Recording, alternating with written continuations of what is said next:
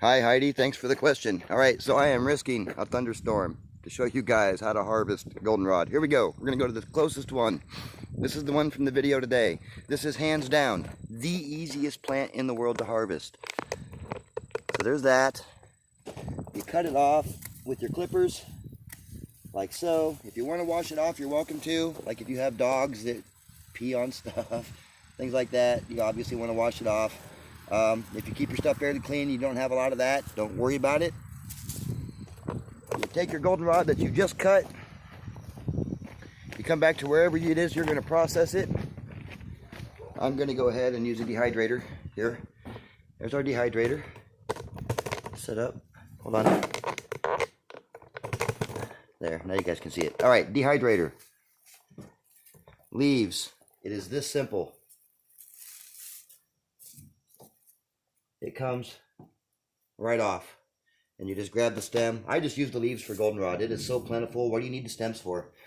Flowers too. Flowers are good to save. Use a screen or parchment paper if you're going to save the flowers and dehydrate them. If not, leave them like this and just break it off, because when it dries, these things are going to fall off. These things are going to fall off, but they're going to be still in the plant. And it's really this simple. Take it.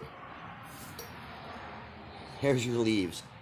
Leave the stems. Compost them, whatever you want to do. You kind of want to spread them out a little bit so they're not covering each other. However, this is a small enough plant, you don't necessarily have to do that. But you put them on your dehydrator, fill up your trays, and then when you're all done, it's always easiest to do the big ones first. It's quite a bit of leaf off of just a few seconds. Now, if you don't want to do it that way, you can also use the hanging method, which we call the shoestring method. Come this way. Welcome to the Elder Herb Shop. I only have a couple more minutes here, but you hang them.